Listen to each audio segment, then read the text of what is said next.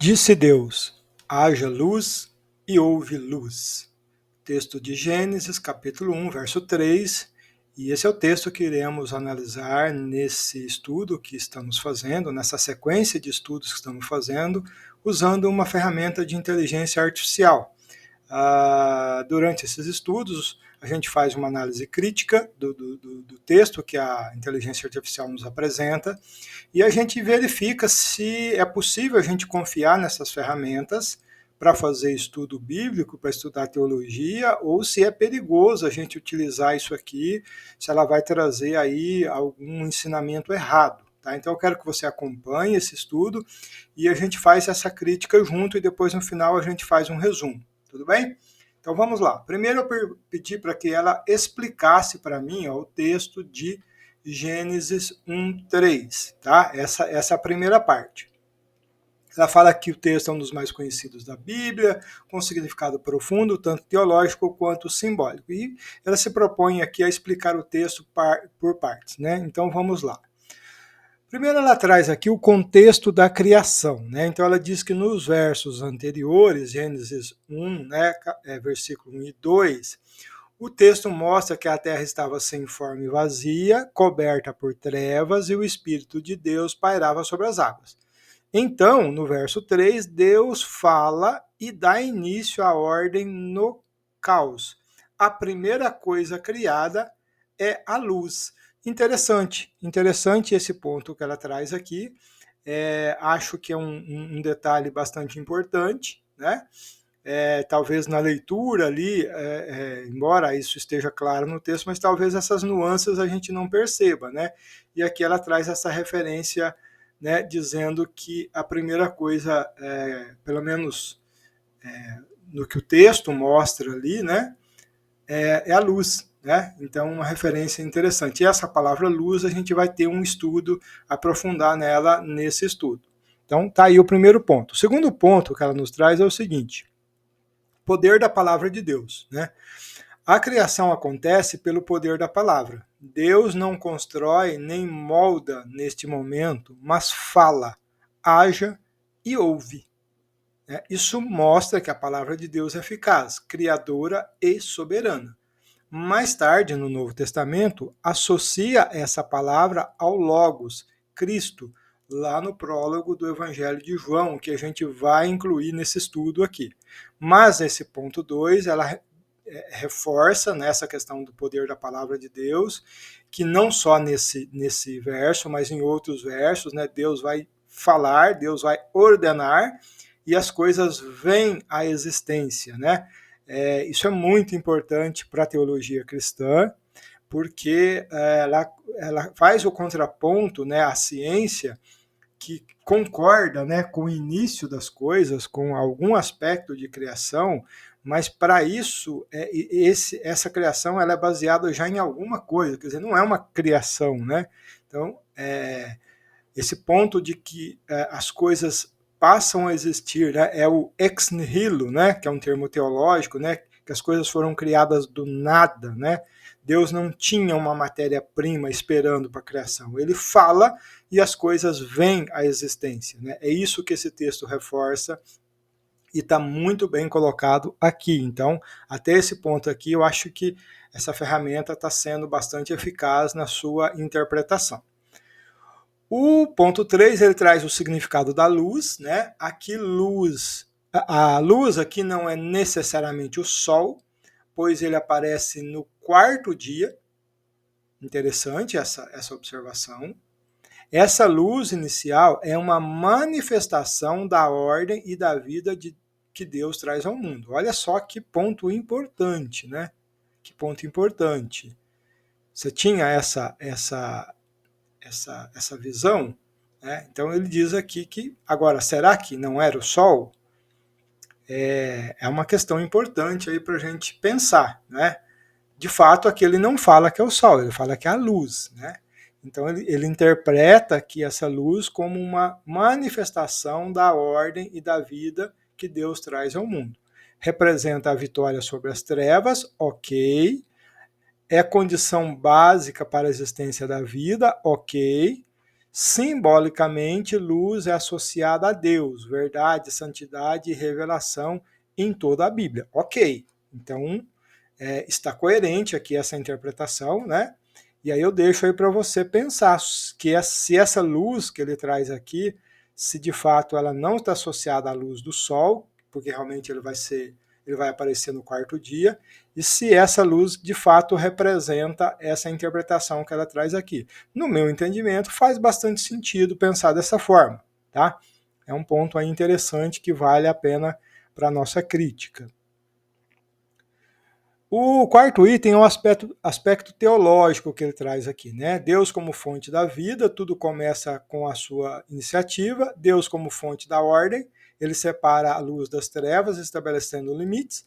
Cristo como luz verdadeira. No Novo Testamento, Jesus é chamado de a luz do mundo, né? Lá em João 8,12, retomando a ideia de que a primeira criação aponta para uma realidade espiritual maior. Então, tá ok. Eu acho que ficou bastante coerente aqui esse texto. Aí ele faz aqui um resumo, né? Dizendo que em Gênesis 1,3 Deus mostra que Deus cria pelo poder de sua palavra e que a primeira realidade trazida ao mundo é a luz, sinal de ordem, vida e revelação divina, apontando para a obra de Cristo como a verdadeira luz que ilumina toda a humanidade. Ótimo. Acho que nessa primeira parte aqui tá ok, né? E aí ele pergunta aqui, a ferramenta, olha só, como é que funciona essa questão de inteligência artificial? Na medida que você vai explorando um texto, ela começa a fazer correlação. Ela começa a fazer correlação. Bom, ele está interessado no texto de Gênesis, existem outras partes da Bíblia que têm ligação com esse texto.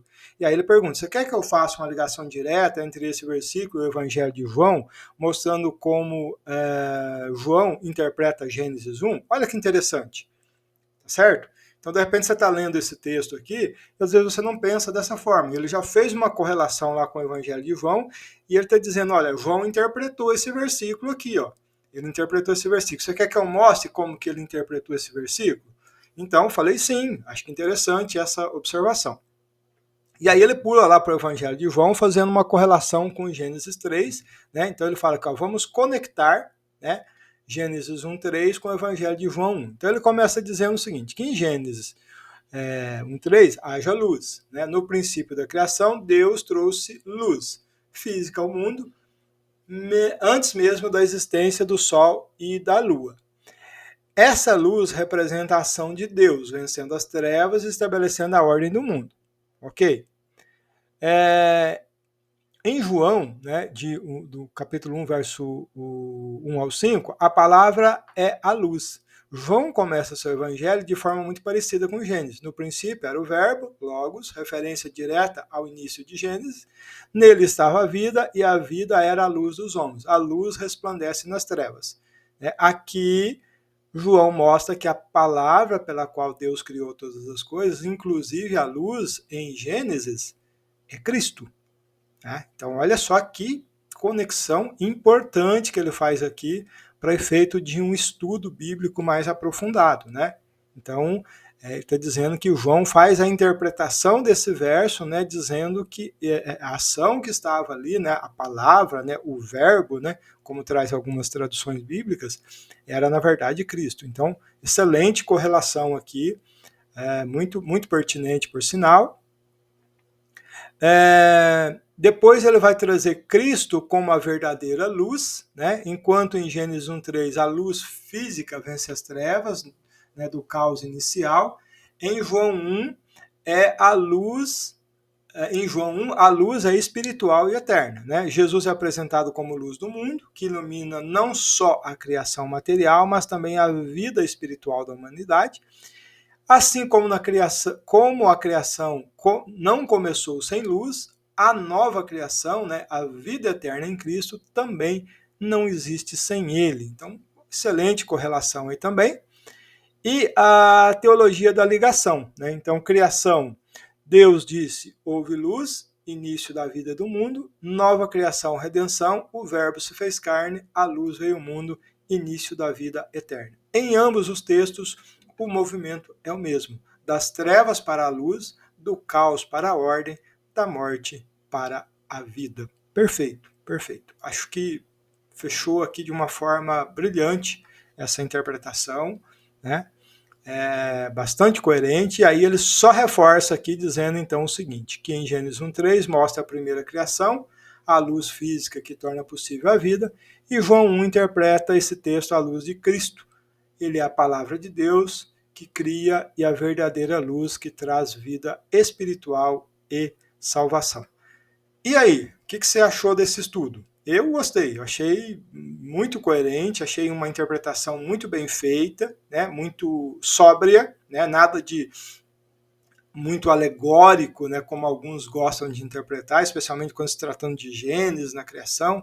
Ele é bastante fiel ao texto, faz uma boa correlação com João, aplica bem o sentido de ambos os textos, né, tanto do Evangelho quanto do Gênesis, e eu acho que à luz desse estudo aqui, a gente poderia dizer que é possível sim você utilizar uma ferramenta de inteligência artificial para produzir um estudo bíblico. Tá?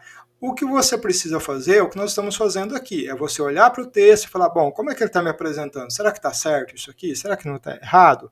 Será que ele foi feliz nessa interpretação? Será que não foi? Ou seja, você precisa fazer uma crítica, né? Desde que você faça isso, eu acho que é uma boa ferramenta, né? Especialmente para fazer essas correlações, né? Pegar um texto, relacionar com outro, então ele já tem a condição de fazer isso de uma facilidade maior, né? Então tá aí esse estudo.